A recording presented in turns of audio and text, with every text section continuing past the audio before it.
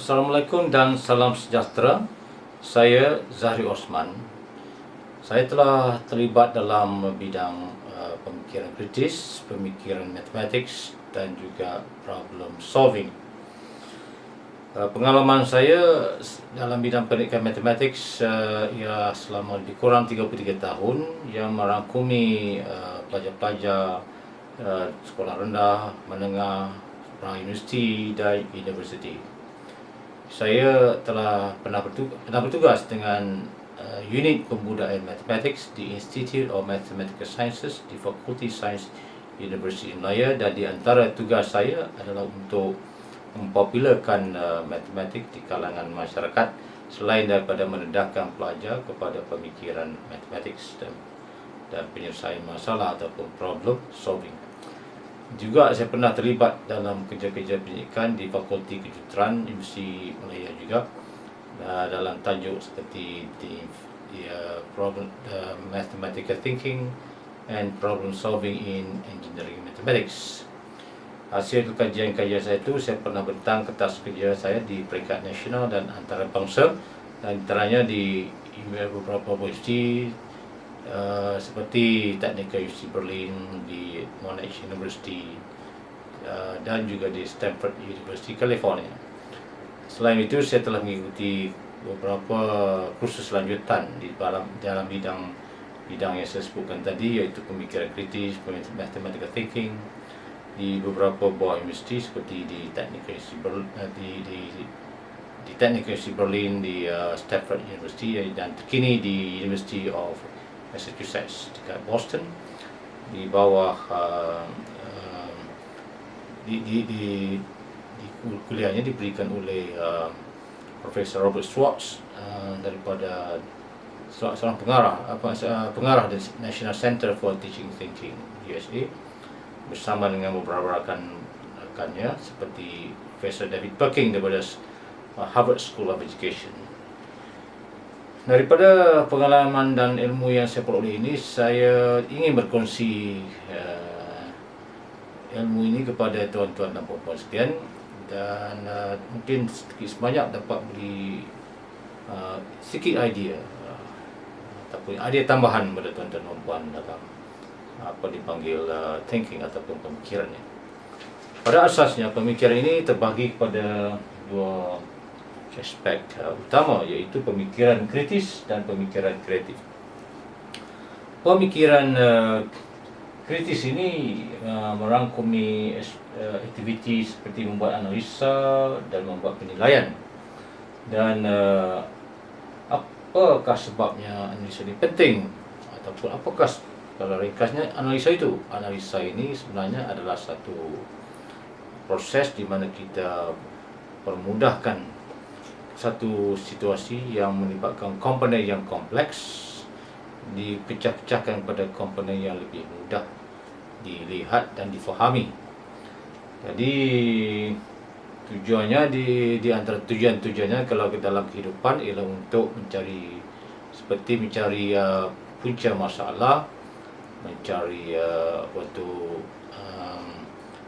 maklumat-maklumat yang sahih, ataupun mentakrifkan satu masalah supaya masalah tu betul-betul diketahui sebelum melaksanakan proses untuk menyelesaikan masalah. Jadi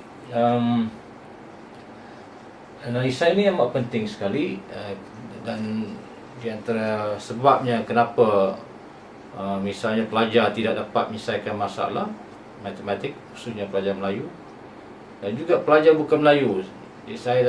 Pengalaman saya mendapati mereka ini tidak tahu tentang bagaimana nak menganalisa masalah. Itu punca utama, ya, selain punca-punca lain atau faktor-faktor lain, tapi itu punca utama. Mereka tidak pernah didedahkan bagaimana nak menganalisa masalah. Mereka hanya terdedah pada program motivasi, program seminar peperiksaan dan kelas tuition yang dilatih tubikan untuk lulus peperiksaan. Namun demikian, bagi mata pelajaran yang mudah seperti PSA dan PMR, matematik itu tidak ada masalah. Tapi bagi matematik tambahan dan juga matematik di peringkat tinggi, melatih tubi pelajar tidaklah akan membawa apa-apa kebaikan. Di peringkat rendah pun gitu juga, kalau kita melatihkan studi pelajar, kita tidak akan menghasilkan pelajar yang memahami betul-betul, menghayati matematik. Jadi itu di antara sebabnya kita perlu mengajar pelajar kita membuat analisa dalam kehidupan harian.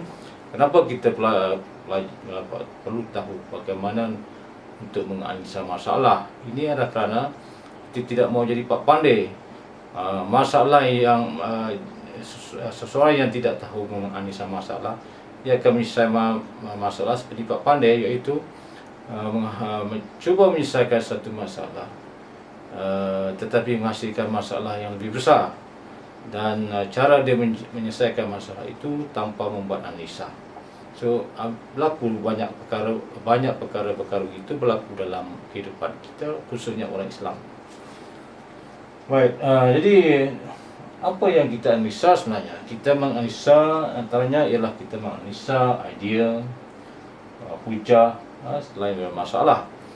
Contohnya dalam pemikiran matematik, kalau di satu kenyataan mengatakan A itu sangat baik, dalam perspektif pemikiran kritis boleh dilihat A itu mungkin dia baik pada dirinya, keluarganya, ataupun kawan rapatnya, tapi dengan mereka yang dia tak kenali, dia tak akan ambil peduli, tak ambil hal.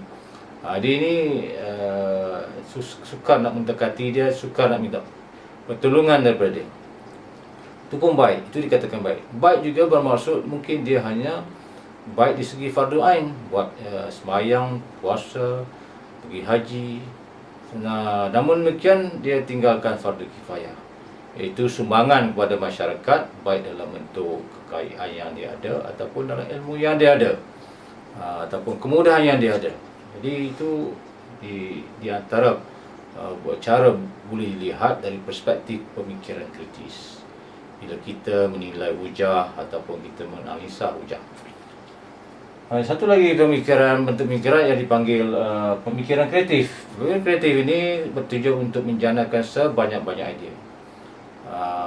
Namun demikian, idea-idea ini harus tidak boleh dibiarkan begitu saja tanpa dianalisa dan dinilai idea itu sama ada sesuai atau tidak untuk digunakan bagi menyelesaikan sesuatu masalah.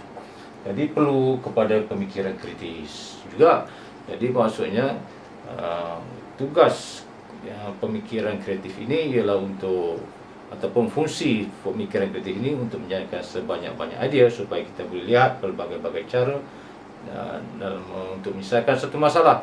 Tapi kita perlu berfikir secara kritis untuk menilai idea-idea ini. Contohnya, kalau kita dapati satu idea itu baik kepada bukan Islam atau bukan Melayu, mungkin tidak baik kepada orang Melayu, dan begitulah sebaliknya.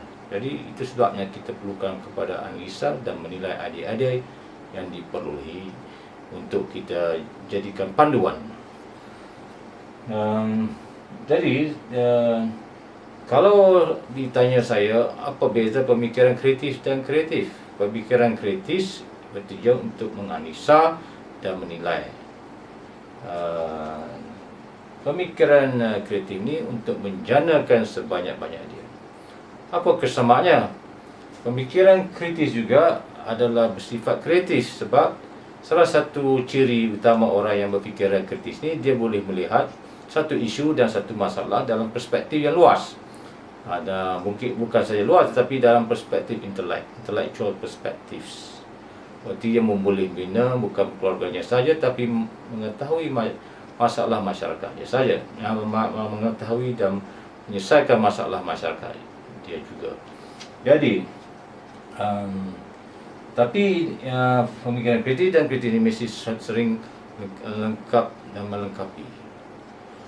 Jadi saya rasa itulah kalau ingin melihat mengetahui diri saya lebih lanjut, lihat dari website Zahari Math MATSS.ne1.net. Sekian, terima kasih.